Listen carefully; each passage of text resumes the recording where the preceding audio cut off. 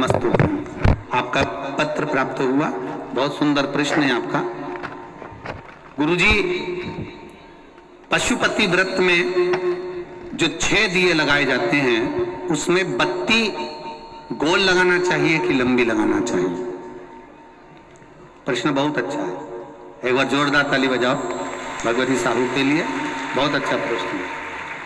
हमने पहले भी कथा में कहा कि शंकर भगवान के मंदिर में पार्वती भी है, शिव भी है, दोनों विराजमान है। आप दोनों तरह की बत्ती शंकर के मंदिर में लगा सकते हैं। जहां देवी के मंदिर में अकेली देवी होती है तो वहां पर फिर लंबी बत्ती का क्रम आ जाता है। पितरों की पूजन हो रही होती है, लंबी बत्ती का क्रम आ जाता है। पर जहां पर देवाधिदेव महादेव भी है, पार्वती भी है, वहां आप गोल भी बत्ती समर्पित कर सकते हो, लंबी भी बत्ती लगा सकते हो, उसमें कहीं दोष नहीं आएगा। फिर आपने वर्णन करा 5वां व्रत पूर्ण होने पर 108 पुष्प या चावल बेलपत्र चढ़ाते हैं। सबको एक साथ चढ़ा देना चाहिए कि एक एक करके चढ़ाना चाहिए?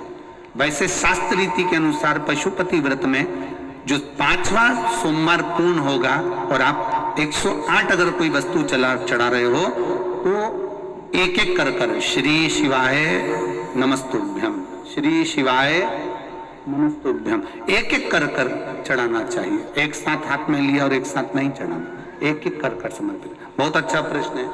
एक प्रश्न जो आपने किया था उसका उत्तर इस कथा में चल रहा है। नंदी वाला जो प्रश्न आपने तीसरा करा है उसका उत्तर इस कथा में चल रहा है कि आप कहते हो कि मंदिर से जाते समय नंदी के कानों में कहकर चले जाओ। बैठिए बैठिए बैठिए बैठिए। बहुत सुंदर प्रश्न है आपके, बहुत भाव से और आनंद से आपने करा और जनमानस के कल्याण के प्रश्न है। ये केवल आपके लिए नहीं है, ये सबके लिए इतने जोरदार प्रश्न हैं। जो गलती भी करते होंगे तो उसको सुधार सकते हैं।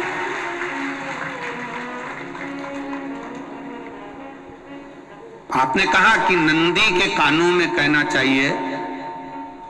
लोग हंसते हैं, कहते हैं बताओ वो नंदी के कानों में भगवान को कहना चाहिए। वैसे तो हम आपको एक बात बता दें कि दुनिया के लोग किसी दूसरे धर्म की कभी हंसी नहीं उड़ाते। दुनिया के लोगों को दूसरे का धर्म अच्छा लगता है।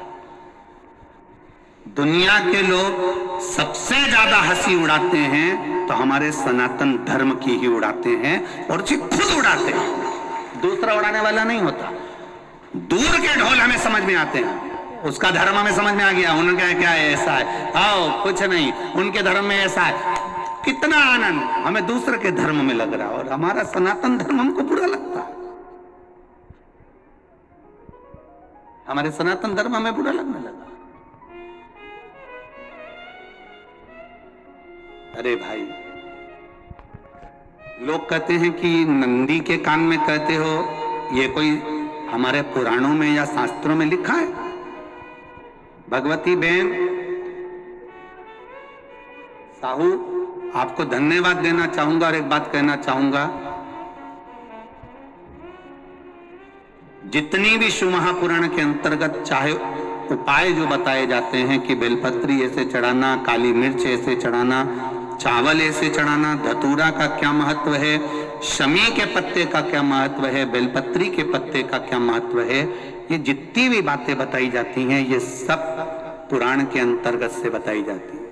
अब दुनिया के लोग इसको चाहे टोटका कह दें, चाहे दुनिया के लोग इसे टोना कह दें, पर पुराण से हटकर कुछ नहीं। और आप लोगों को अगर बोला है कि नंदी के कान में कहकर भगवान शंकर के मन में बात पहुंचे तो ये क्यों कहा, तो ये भी हमारी शिव महापुराण में लिखा है, जलंधर के चरित्र में। कोई आपसे कहे कि नंदी के कान में बोलने से क्या होता है, ये जलंधर का चरित्र कह रहा है। मां पार्वती जी का हस्त कमल पकड़कर जलंधर लेकर जाने लगा।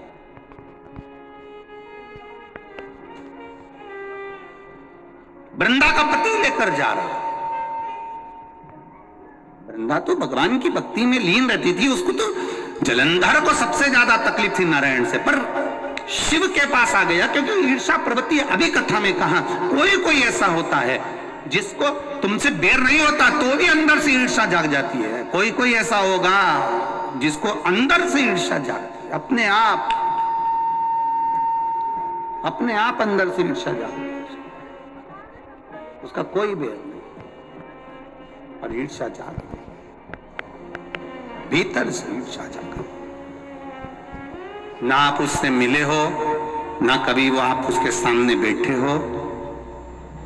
कई लोग किसी ना किसी की बुराई करते हैं तो हम लोग पूछ भी लेते हैं, क्यों साहब उनसे मिलकर आए हो क्या तुम? कभी नहीं मिल किया, कभी उनका सामना हुआ नहीं हुआ, तो फिर बुराई क्यों कर रहा? एक ने कर दी थी इसलिए हमारे ध्यान में था तो हमने भी कर दी। लो, वो कुआं में डूब के मरेगा तो तू भी मरेगा का? नहीं। नंदी सामने बैठा है, गणेश जी को मालूम पड़ गया, कार्तिकेय को मालूम पड़ गया, मां पार्वती जी का हस्त कमल जलंधर ने पकड़ लिया और लेकर चला। मालूम पड़ा, तब नहीं रहा गया। गणेश जी को क्रोध आ गया और गणेश जी महाराज आए, शिव जी को जगाने लगे। पिताजी पिताजी पिताजी कर कर जगाया, उठो पिताजी, पिताजी उठिए,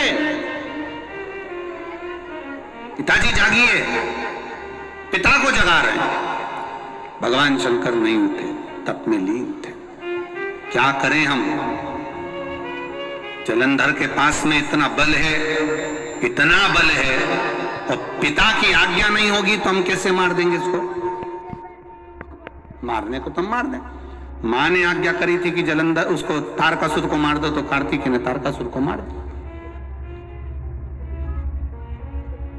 शिव जी की आज्ञा नहीं तो हम इसको कैसे मारें? क्या करें? सब कुछ गणेश जी ने देख लिया, शंकर जी के ऊपर बहुत बहुत बहुत बहुत प्रार्थना कर कर देख ली, पर शंकर जी नहीं जागे। तब आखिरी में विनायक ने, गणेश ने, जितने लोग आस्था चैनल पर कथा सुन रहे हैं, जितने लोग फेसबुक यूट्यूब पर कथा सुन रहे हैं, इस बात को याद रखना कि नंदी के कान में कहने से क्या होता है वो ये इस कथा से सीख लेना। आखिरी में गणेश जी को लगा किसको कहूं, शंकर जी भी तप में हैं, नंदी भी तप में हैं, मैं किसको कहूं? शिव जी को कहकर थक गया, पिताजी को बोल बोल कर थक गया, पिताजी जागते नहीं। अब मैं किसको कहूं ये बात, किससे कहूं?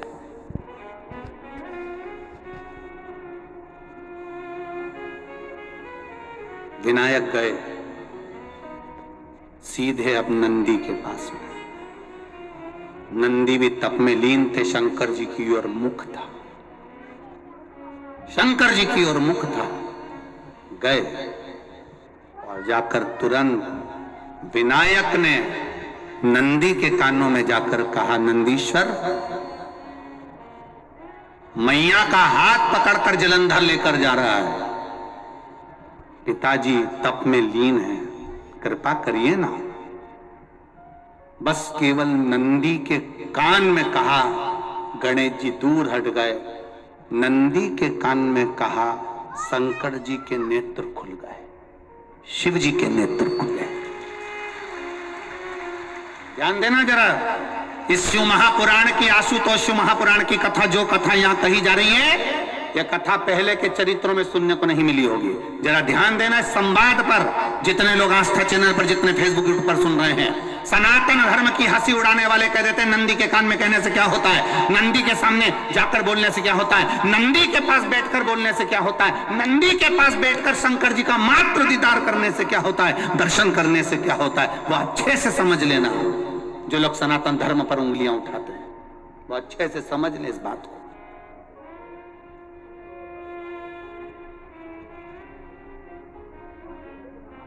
क्या होता है? नंदी तप में लीन, शिवजी तप में लीन, शिव नहीं उठ रहे। विनायक ने नंदी के कानों में जाकर कह दिया, नंदी के कान में जाकर कहा, नंदी के नेत्र नहीं खुले। नेत्र किसके खुले? जम के बोलो, महादेव के खुले हैं, शिव जी के खुले हैं। ये मन का तार, नंदी शंकर की आराधना कर रहे थे, शिव अपनी भक्ति में डूबे थे। यहां कहा, यहां पहुंचा, जो दिल में था उस तक बात पहुंच गई। नंदी के दिल में शिव थे, तुम कहे नंदी ने शंकर तक बात पहुंचा दी। वो सूत्र जो बंधा था दिल से दिल तक का, वो पहुंच गया। वो सूत्र जो दिल से दिल तक बंधा हुआ था, मन से बंधा हुआ था, खबर वहां तक पहुंच गई, खबर पहुंच गई।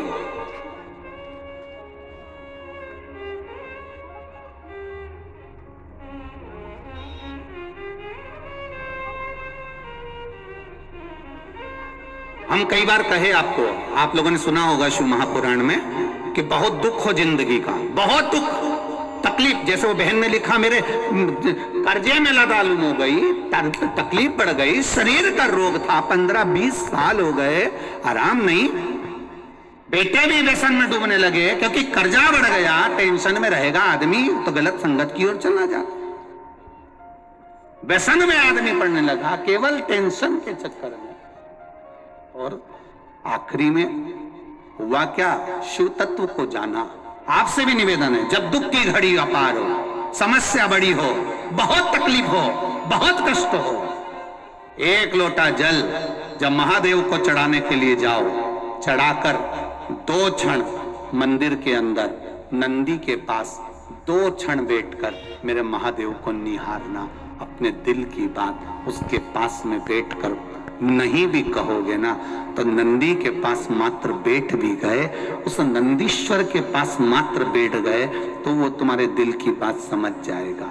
कभी कभी बेटे के पास माता पिता मात्र बैठते हैं और बेटे का चेहरा देखकर माता पिता समझ जाते हैं कि बेटे को तकलीफ क्या है। बोलो सही है कि गलत है?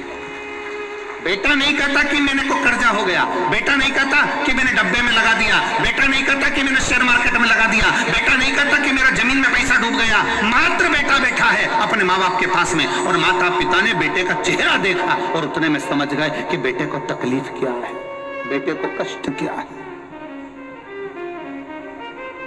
क्या तकलीफ है मेरे पुत्र को।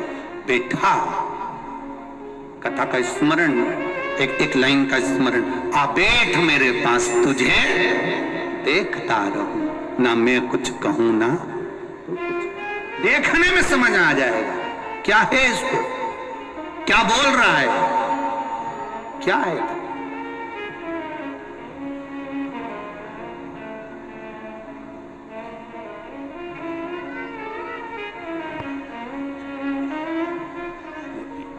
उसको केवल कहने का एक भाव, नंदी के पास बैठ जाओ, है दुख, अपार दुख है, अपार तकलीफ है, कष्ट है, बीमारी है, रोग है। डॉक्टर ने कह दिया लीवर किडनी बेकार हो गया, डॉक्टर ने कह दिया कैंसर हो गया, डॉक्टर ने कह दिया ये तकलीफ ज्यादा हो गई, शरीर में गांठ पड़ गई, हो गया ना, शरीर है ना, हो गया।